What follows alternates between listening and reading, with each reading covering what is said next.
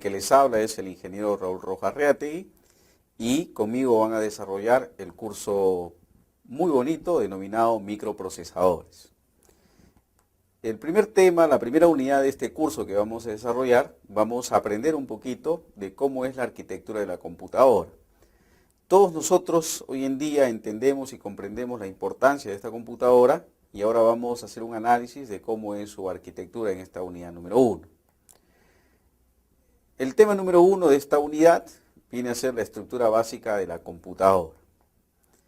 Antes de comenzar en sí a tratar el tema, quiero que pongamos los conceptos para poder desarrollar mejor este tema. Todos nosotros ya entendemos y comprendemos qué cosa es una computadora. Cuando nosotros hablamos de la palabra computadora, en ese momento se nos viene a la mente una imagen, ¿no? Esa imagen que se nos viene a la mente es de un dispositivo que cuenta con una serie de componentes y que esos componentes van a cumplir una cierta finalidad dentro de las cosas que desea la persona o una empresa. Pero eso es lo que nosotros posiblemente podemos percibir a simple vista de una computadora. Pero ¿qué cosa es una computadora en realidad? Una computadora es una máquina electrónica capaz de procesar información a través de cálculos matemáticos, cálculos lógicos, y que procura hacer estos cálculos con gran rapidez y obedeciendo una serie de instrucciones. Estas instrucciones van a permitir llegar a un cierto resultado dentro de un proceso. Es decir, la computadora recibe datos que ingresa el usuario, los procesa con gran velocidad y nos entrega información como nosotros deseamos. Entonces, una computadora consta de varios elementos. Estos elementos cuentan con un dispositivo importante, con un componente importante, que es la razón de ser de este curso, que se denomina microprocesador. Este microprocesador es el componente más importante con el cual cuenta el computador. Tan importante es este componente que es el que le va a dar nombre a la computadora. De tal manera que si yo, por ejemplo, voy a un sitio a comprar un computador y ese computador pido ciertas características, dentro de sus características relevantes que se me va a mencionar, va a ser la relacionada al microprocesador. Entonces el microprocesador, por ese motivo, es el componente más importante. Es decir, es el que recibe todos los elementos a través de señales de entrada, procesa con la ayuda de la memoria y los lleva hacia los distintos dispositivos de salida. Entonces, el computador tiene entonces en resumen 4 componentes importantes. El microprocesador en sí, la memoria RAM que ayuda a ese procesamiento, elementos por el cual ingresa la información y elementos a través del cual se muestra la información. Los que ingresan información obviamente se llaman elementos de entrada o componentes de entrada y los que muestran la información obviamente se llamarán componentes de salida. Entonces, una estructura básica de un computador entonces está conformado por estos 4 elementos, ¿no? Seguramente también todos hemos visto una computadora y hemos escuchado hablar distintos nombres de las computadoras. Estos nombres que se le da a las computadoras van a depender de un tipo de clasificación que éstas tienen. Entonces, existen muchos criterios para yo poder clasificar una computadora. ¿Cuál sería tal vez uno de los criterios que podemos usar? El tipo de función que va a cumplir la computadora. Hay computadoras digitales, hay computadoras analógicas y hay computadoras híbridas. ¿Qué cosa es una computadora digital? Una computadora digital es aquella que procesa la información a través de señales eléctricas conformadas por ceros y unos a los que se les denomina señales digitales. Estos ceros y unos, como ustedes seguramente deben saber, me permiten representar todo tipo de información. Y a medida que tenga más información que yo pueda querer representar, necesitaré mayor cantidad de bits, mayor cantidad de ceros y unos.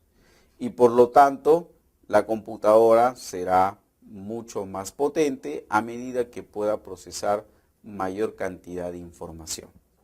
Luego tenemos los computadores analógicos. Los computadores analógicos son aquellos que procesan información a través de señales eléctricas tipos análogas, donde los voltajes y las corrientes que reciben estos computadores no tienen un valor definido, pueden variar dentro de un rango establecido. Entonces, este tipo de computadores hoy en día ya no se utiliza. Luego tenemos las computadoras híbridas, que es una combinación de la tecnología digital y la tecnología analógica. Normalmente este tipo de computadora híbrida lo vamos a encontrar en zonas industriales. Posiblemente ustedes deben saber ya que hoy en día muchos procesos industriales, muchos procesos productivos están controlados a través de computadoras. Y estas computadoras necesitan elementos analógicos que permitan controlar todo el proceso de producción de una planta.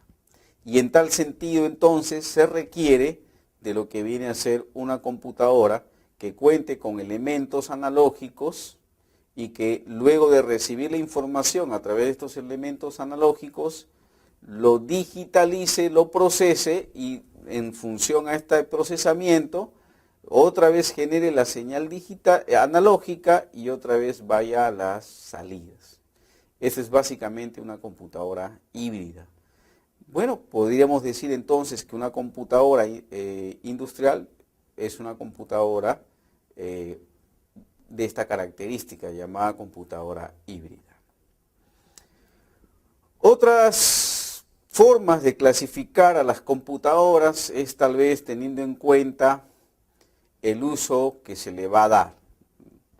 Entonces las computadoras, en función a la finalidad del uso que se le va a dar, pueden clasificarse de dos maneras. Computadoras de propósito general, que son aquellas entonces que en función de los programas que se puedan ir incluyendo y algunos componentes de hardware que se van incluyendo, son capaces de poder ser utilizados en múltiples aplicaciones, ¿no? Todos nosotros hemos usado una computadora en casa y muy probablemente usamos la computadora, algunos para jugar, otros de repente usamos la computadora para lo que es procesamiento de texto, otros de repente en casa usamos la computadora para lo que es hacer, por ejemplo, un diseño. Entonces significa que esa computadora está diseñada para cumplir múltiples funciones, en cuyo caso entonces se dice que es una computadora de propósito general. Pero sin embargo, algunas empresas requieren tener una computadora de uso específico. Muchas personas que trabajan en empresas o vamos a llamarlo así, dedicadas a lo que es ventas por departamento, cuentan en esa empresa con una computadora, pero es una computadora no de propósito general, sino es una computadora de propósito específico. Tan específico es su propósito que solamente se usa o se denomina caja. Es una computadora que va a hacer funciones de caja. Es decir, solamente va a servir para poder tomar información de los productos que la persona está llevando, va a ser capaz también de poder sacar la cuenta de cuánto es lo que la persona va a gastar, etcétera, etcétera, ¿no? Entonces es una computadora de uso específica. Luego tenemos una clasificación llamada la clasificación comercial. Nosotros hemos escuchado hablar que existen muchos tipos de computadoras. Las más grandes de todas ellas se llaman supercomputadoras o también llamadas las maxicomputadoras. Estas computadoras son las más potentes, las más complejas, las más grandes y las más costosas. Y normalmente los vamos a ver que son usados en centros de investigación o tal vez en lugares donde se necesiten resolver problemas muy complejos, como por ejemplo problemas de supervisión de tiempo, desarrollo, estudios de desarrollo económico de escala mundial, estudios del medio ambiente, etcétera, etcétera, etcétera. A este tipo de computadoras se les denomina supercomputadores o también llamados maxicomputadores. Luego tenemos otro tipo de computadora en esta característica, las llamadas mainframe, que son computadoras de alta capacidad de proceso y mucha capacidad de almacenamiento, tanto en memoria como almacenamiento permanente en discos. Y estas prácticamente se destinan para trabajo de los grandes servidores de las empresas u organizaciones del Estado, pequeñas, medianas o grandes. Entonces, básicamente la función que se le da a este tipo de computadoras llamadas mainframes, o también llamado, es básicamente el uso de servidores, ¿no? Entonces, los servidores de mediana escala están considerados dentro de lo que vienen a ser las mainframe. Luego tenemos las computadoras que nosotros usamos en casa, muy posiblemente. Estas computadoras que nosotros usamos en casa se llaman mini computadoras. Y estas mini computadoras, su tamaño son medianos, disponen de capacidades de procesamiento, de memoria y de almacenamiento relativamente altos. Y son las que nosotros comúnmente podemos usar en casa, ¿no? Tanto en su presentación de escritorio como en su presentación móvil, al que comúnmente llamamos, como comúnmente hoy en día llamamos laptop. Luego tenemos computadoras mucho más pequeñas aún todavía, que se llaman las microcomputadoras. Estas microcomputadoras son computadoras de menor tamaño, menor capacidad, poco procesamiento, poca memoria y además son los más económicos. Y estas empresas o estos equipos lo utilizan también las personas en sus casas. Tenemos ejemplos muy sencillos sobre esto. Por ejemplo, cuando usted va a comprar una computadora de bajo costo, normalmente a nivel móvil le ofrecen lo que se denomina la notebook. La notebook viene a ser un microcomputador. O de repente usted no ha querido comprarse una notebook, de repente usted ha querido comprarse una tablet. La tablet es un ejemplo de un microcomputador, es un computador de poco capacidad de almacenamiento, poca memoria, poco capacidad de procesamiento. De repente usted no quiere comprar una notebook, tampoco quiere comprar una tablet, pero de repente ha comprado su iPhone o su smartphone, que también entran a esta categoría de microcomputadoras, ¿no? Porque hoy en día estos dispositivos que hemos mencionado cuentan con su propio sistema operativo, pueden acceder a Internet, cuentan con su propio teclado, etcétera, etcétera, etcétera. Otra manera de clasificar a las computadoras es de acuerdo a cómo ejecutan los cálculos. Cuando nosotros entendemos una computadora a mayor profundidad, vamos a darnos cuenta que la computadora todo lo que hace es usar una lógica matemática y una lógica algebraica para poder hacer todo su toma de decisión y procesamiento de información. Entonces, bajo esta premisa, entonces las computadoras pueden hacer cálculos de manera secuencial o pueden hacer cálculos en paralelo. Vamos a comenzar a desarrollar primero cómo es una computadora secuencial. Una computadora secuencial utiliza lo que se llama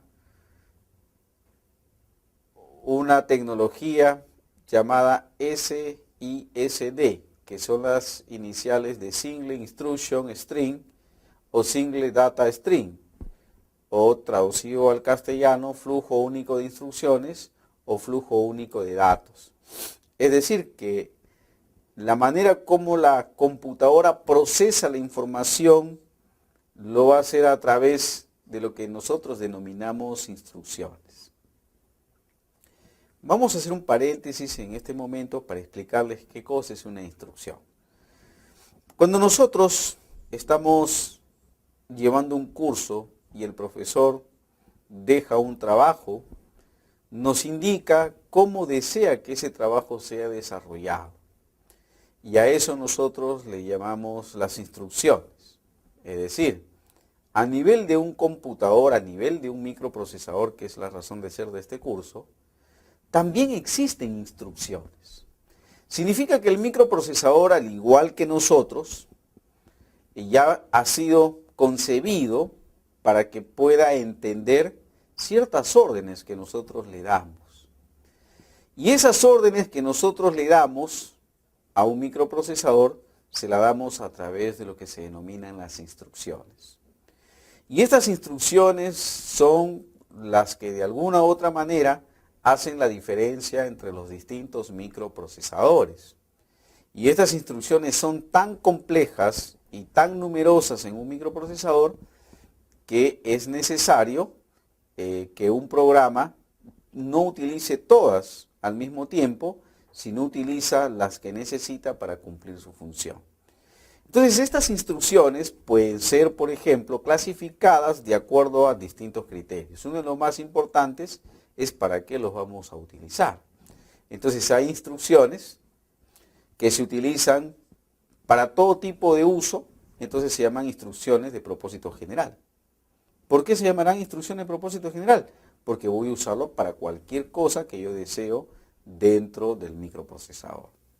Hay otras instrucciones que se dedican única y exclusivamente a lo que vienen a ser las operaciones complejas o también llamadas las operaciones de coma flotante, o lo que comúnmente, comercialmente, se nos dice que es instrucciones 3D. Entonces significa que este microprocesador, si tiene estas instrucciones, va a poder, pues obviamente, ejecutar de mejor manera todas las operaciones en 3D. Existen otras instrucciones que se llaman instrucciones multimedia. Los que utilizan, por ejemplo, los microprocesadores de Intel es la tecnología SSE, que es una tecnología diseñada especialmente para lo que viene a ser el sonido, ¿no es cierto? Pero en este momento hay un sonido que se llama el sonido envolvente. Entonces estas instrucciones SSE han tenido que ir evolucionando para lograr este nuevo reto de generar lo que se llama el sonido envolvente. Es decir, el sonido que pueda ser capaz de distribuirse de manera homogénea dentro de un ambiente. Y estas instrucciones también se les llama SSE, también son instrucciones multimedias, pero son de cuarta generación. Y no todos los microprocesadores lo soportan y por lo tanto, no con todos los microprocesadores vamos a poder obtener la misma calidad del sonido. Entonces, estas son las instrucciones. En resumen, entonces, las instrucciones vienen a ser pequeños códigos que han sido creados por el fabricante del microprocesador para que éste pueda ejecutar todas las acciones que nosotros necesitamos. Entonces, cuando alguien se pregunta por qué ciertos programas no funcionan bien en un computador y funcionan bien en otro, entonces una de las explicaciones que podríamos dar es que el procesador donde sí funciona, sí tiene las instrucciones adecuadas que requiere el programa. Y el microprocesador donde ese programa no funciona, ¿qué podemos decir? Que no tiene posiblemente las instrucciones adecuadas para ejecutar ese programa. Pero estas instrucciones van a ser ejecutadas de distintas maneras por los microprocesadores. Una de las maneras es usando lo que se llama las instrucciones SSID, que son instrucciones que van a entrar por la línea de entrada del microprocesador y una a una van a ser atendidas, ¿no? Por eso se denomina flujo único de instrucciones y también se denomina flujo único de datos. Esta arquitectura fue diseñado por von Neumann y esta arquitectura en algunos casos es conveniente, sobre todo cuando las operaciones son simples. Es conveniente esta arquitectura. Y esta arquitectura, como ya dijimos, además se caracteriza porque una instrucción es ejecutada a la vez. Mientras esa ejecución se está ejecutando, una siguiente instrucción se está buscando para ser ejecutada en el siguiente momento del procesamiento. Entonces, este tipo de modelo fue establecido por von Neumann.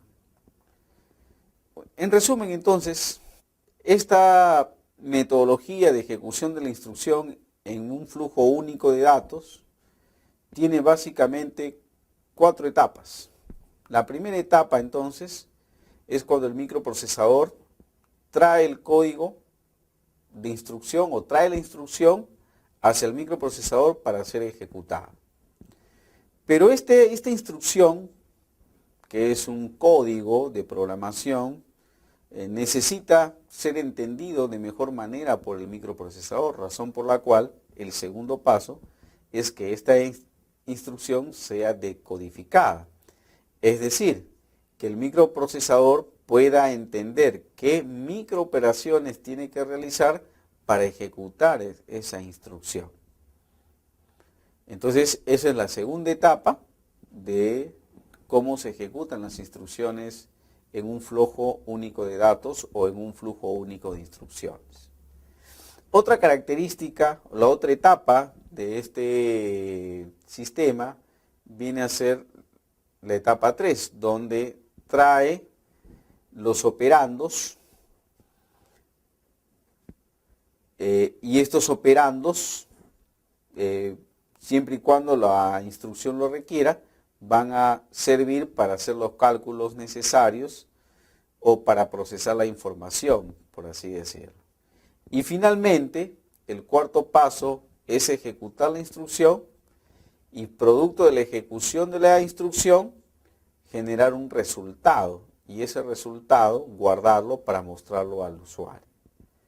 Entonces, resumiendo entonces, las 4 etapas son traer la información, decodificar la instrucción, traer los operandos, los valores para procesar, luego ejecutar la instrucción y al mismo tiempo guardar para mostrar el resultado. Entonces son las 4 etapas de cómo se ejecuta esta arquitectura de sistema único de flujo de datos, ¿no? En resumen, entonces, internamente, entonces, bajo esta arquitectura, el microprocesador tendría unos registros internos, tendría un controlador que es el que va, digamos así, ir verificando qué instrucción va a ser ejecutada y va a irse decodificando al mismo tiempo. Luego tenemos una sección que se va a encargar de almacenar los datos, viene a ser la memoria, y normalmente esta memoria se le da el nombre de memoria caché, ¿no es cierto? Y como es para datos e instrucciones, esta memoria se llama caché de primer nivel en los microprocesadores modernos. Luego tenemos también la sección de entrada y salida de la información, es decir, la sección que va a permitir traer los datos, traer las instrucciones y al mismo tiempo llevarlos a su lugar destino, ¿no? Entonces, básicamente, estos bloques que hemos mencionado se interconectan a través de lo que se llaman los buses internos de los microprocesadores y esos se llaman bus de datos, bus de direcciones y bus de control. ¿Qué hacen estos buses? El bus de datos es el que transporta la información, tanto de la entrada, de entrada como los de salida. Luego también tenemos el bus de direcciones. El bus de direcciones es aquel que le dice al microprocesador de dónde viene la información y hacia dónde tiene que ir. Y finalmente tenemos el bus de control, que es el que va a tomar decisiones de qué cosa hacer con la información. Entonces, esta metodología que usa el microprocesador se parece mucho cuando nosotros queremos enviar, por ejemplo, muchas veces, una encomienda a una persona o queremos enviar una carta a una persona. Lo primero que se nos pide que escribamos es quién envía el paquete o quién envía la carga o digámoslo así, el correo. Y otro de los campos que nunca debemos dejar de llenar es para quién va dirigido. ¿Para qué sirve eso? Sirve para, por ejemplo, cuando ocurre una determinada circunstancia no esperada, por ejemplo, que la persona que va a solicitar el paquete no coincida exactamente con el nombre de la persona que dice para, simplemente ese paquete no será entregado. Por lo tanto, ese paquete será devuelto al lugar origen para llamar a esa persona que dejó el paquete y recoja su paquete porque no se ha podido entregar por este motivo. Algo similar ocurre en la computadora, ¿no? Existen muchos datos que van de un lugar, de un componente del computador a otro. ¿Qué pasa si en el camino sucede algo no planificado, no esperado, y el sistema falla y no permite entregar el paquete o la información? Entonces, ¿qué tiene que hacer el microprocesador?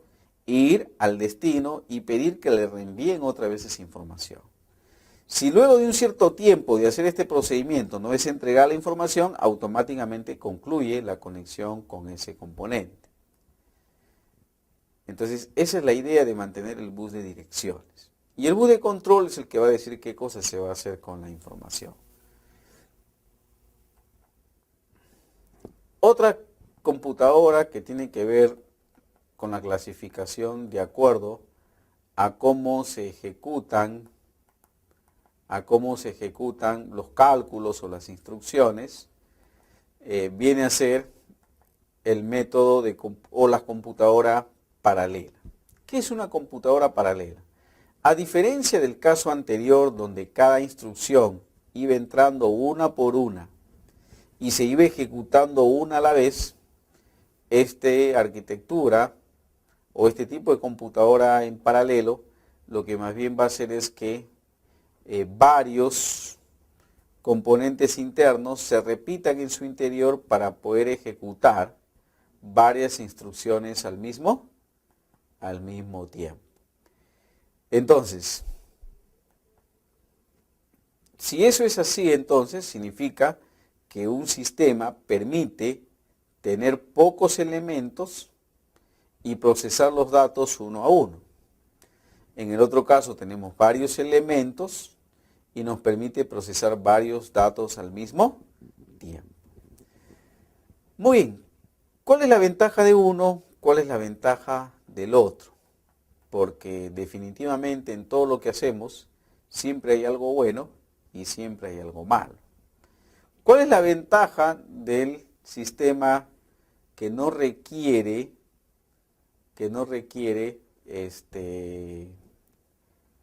conexión en paralelo, sino conexión simple, que requiere pocos componentes? ¿Cuál es su desventaja? Que al ir procesando una instrucción a la vez, va a demorar más tiempo. ¿Cuál es la ventaja de tenerlo en paralelo? Que va a procesar varios datos al mismo tiempo. ¿Cuál es la desventaja? Que al requerir mayor infraestructura, mayor cantidad de componentes, hace que su diseño sea más complejo y más costoso. Entonces hay que sobrepesar qué va a ser mejor en el caso se diseñe un componente como este. Vamos a hablar ahora de la arquitectura SIMD, que son las iniciales de Single Instruction String o Multiple Data String, ¿no? O también llamado flujo múltiple de datos. ¿En qué se diferencia una estructura SIMD de un SSID?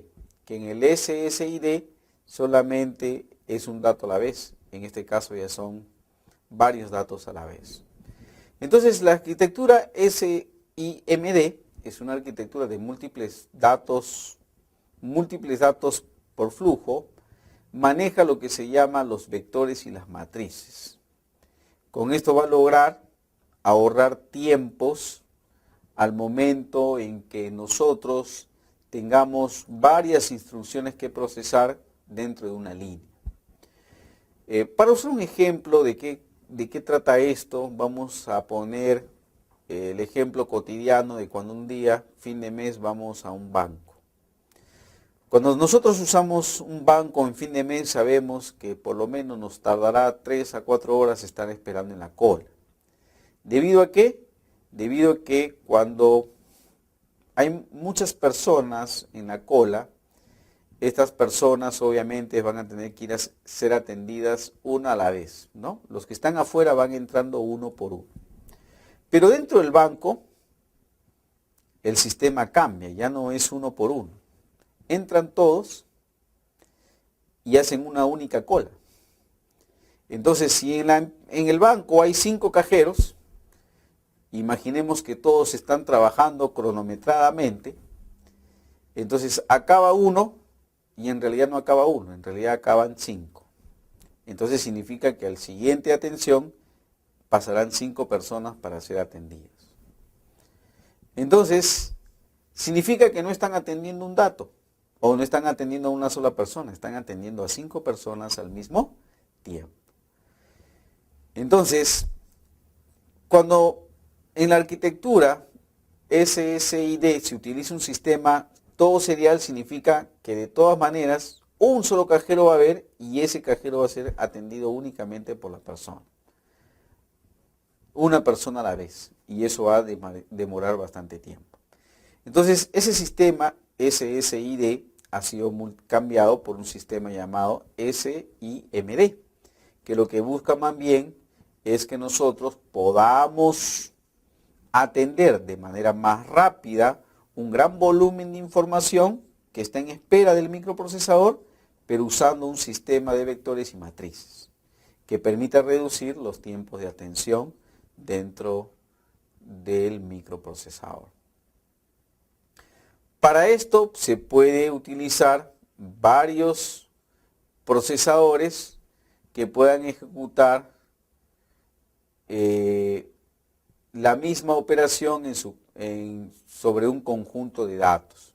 Es decir, llega un volumen de información, yo voy a ir ejecutando ese volumen en distintos procesadores o en distintos núcleos, como se llaman hoy día, de las computadoras, y me va a ayudar a hacerlo más rápido, sin hacer una ejecución en paralelo, sino haciendo una ejecución en serie.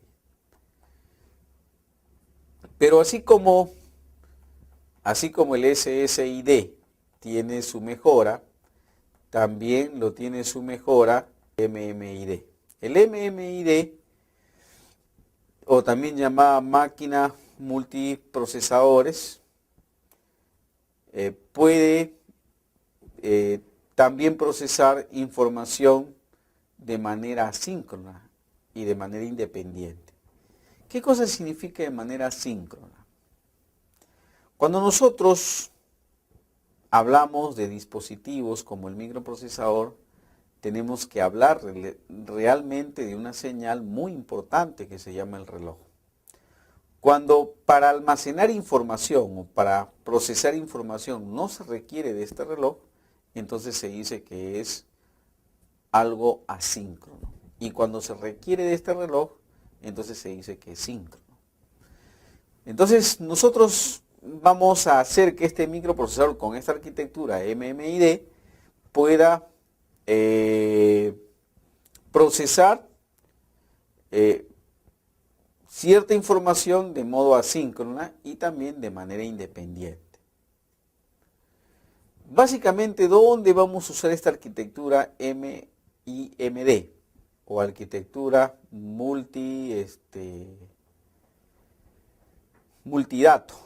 Lo vamos a usar básicamente en computadores que requieran una gran capacidad de procesamiento. Por ejemplo, podemos hablar de la clasificación que hemos hablado, podemos usar esta arquitectura MMID en computadoras llamadas maxi computadoras. Podemos contar con esto también en las MyFrames, ¿no? Básicamente son las computadoras que cuentan con esta tecnología de múltiples núcleos. Ahora vamos a hablar de la segmentación. ¿Qué cosa es segmentar? Segmentar viene de dividir, partir. Cuando nosotros queremos hacer algo complejo, muchas veces es necesario dividir ese algo complejo en cosas más simples para poder hacer el procesamiento mucho más rápido. Entonces, voy a ponerles un ejemplo, ¿no?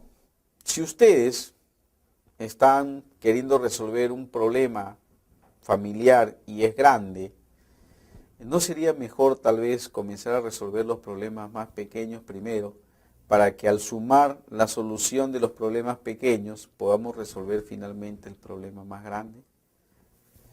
Entonces, básicamente esa es la idea de la segmentación. Entonces, cuando nosotros hablamos de la segmentación, hablamos de la capacidad de poder dividir. Pero ¿qué cosa es la segmentación encauzada? Cuando nosotros tenemos muchos componentes en paralelo,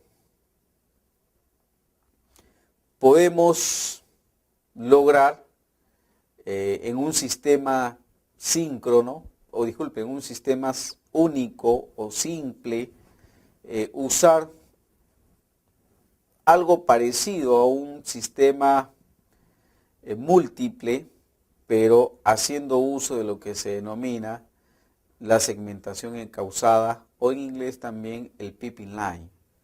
Es decir, voy a lograr yo, sin aumentar componentes en un sistema simple, lograr generar ejecución de instrucciones al mismo tiempo. A esto se le llama pipeline o también llamada segmentación encauzada. Muy bien, esta segmentación encauzada tiene 4 etapas también. La primera etapa es traer la instrucción. La segunda etapa es decodificar la instrucción. La tercera etapa es traer el operando y la cuarta etapa es hacer que la instrucción se ejecute. Entonces, en este sistema, ¿qué voy a ganar? En este sistema o en esta segmentación encauzada o pipeline, ¿qué voy a ganar? Voy a ganar más tiempo y voy a hacer que mi sistema sea más rápido. Entonces, si yo tengo, por poner un ejemplo, una cierta cantidad de segmentos, le vamos a llamar 3 segmentos, entonces mi procesador va a ser 3 veces más rápido. ¿Y por qué va a ser 3 veces más rápido? Porque tiene más segmentos. Y al tener más segmentos, al estar dividido, estoy resolviendo los problemas pequeños primero, y en la suma de esos problemas resueltos me va a permitir resolver el problema más grande, ¿no? O también podemos decir, si ejecuto varios datos al mismo tiempo, por poner un ejemplo, si tengo 3 procesadores que atienden a los datos al mismo tiempo, la pregunta es, ¿soy más o menos veloz? Soy más veloz. ¿Pero por qué soy más veloz? ¿Porque realmente he hecho las cosas más rápidas? No, realmente soy más veloz porque he logrado hacer en el mismo tiempo que antes hacía 1, ahora hago 3, porque los estoy ejecutando al mismo tiempo. Y a eso se llama pipeline o también segmentación encauzada. Este tipo de arquitectura es muy común para hacer lecturas y escrituras de memorias, para hacer uso de lo que viene a ser instrucciones y para programar, para hacer también lo que se llama la programación simultánea, como por ejemplo la multitarea. Entonces un sistema así básicamente sería un poquito más complejo. Habría una unidad encargada de lo que vienen a ser los registros internos del microprocesador. Habría un controlador que es el que decodifica las instrucciones. Habría una memoria caché capaz de recibir y procesar datos.